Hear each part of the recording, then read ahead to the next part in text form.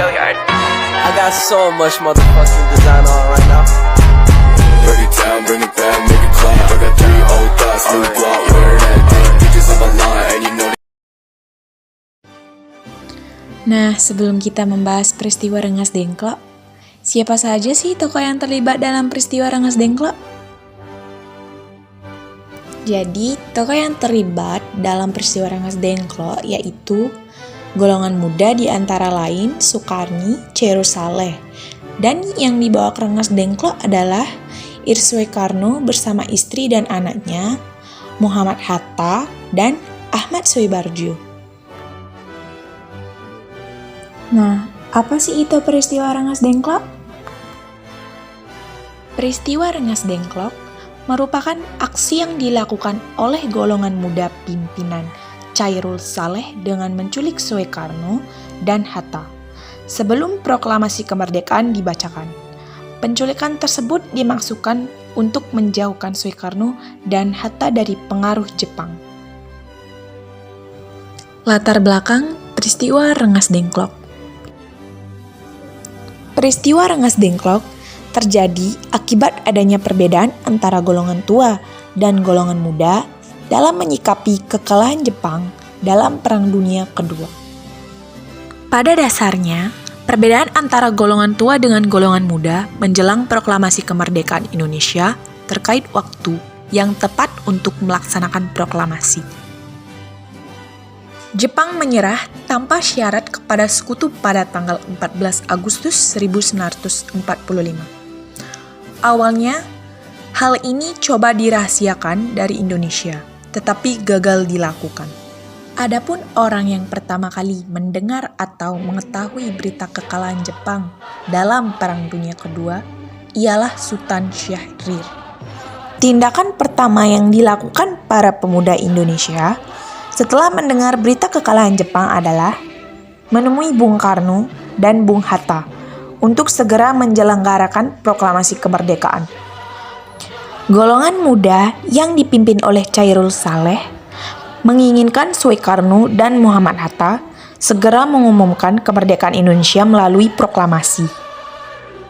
Akan tetapi, keinginan dari golongan muda mendapat tentangan dari golongan tua yang dipimpin oleh Soekarno. Golongan tua berpendapat bahwa proklamasi akan diputuskan melalui Sidang Panitia Persiapan Kemerdekaan Indonesia atau PPKI. Kronologi dalam peristiwa Rengas Dengklok.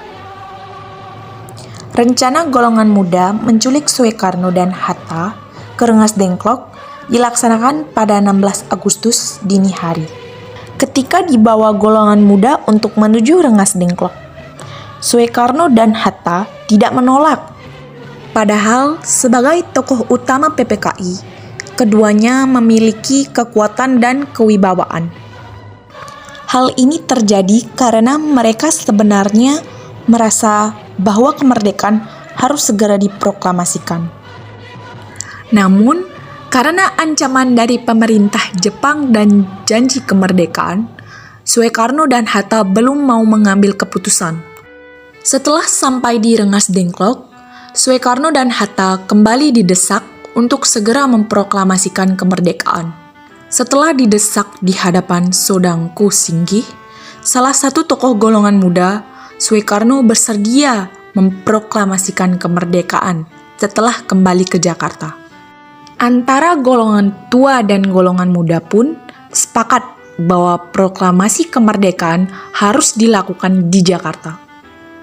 Ketegangan di Rengas Dengklok dapat diakhiri setelah Ahmad Soebardjo, salah satu tokoh golongan tua, menjemput Soekarno dan Hatta di Rengas Dengklok dan menjamin proklamasi kemerdekaan terlaksana pada 17 Agustus 1945. Sekembalinya dari Rengas Dengklok, Soekarno dan Hatta menuju ke rumah Laksamana Maeda dalam rangka menyusun naskah proklamasi. Sesampainya di Jakarta, Soekarno dan Hatta segera menyusun teks proklamasi di rumah Laksamana Maeda, yang kemudian diketik oleh Sayuti Melik.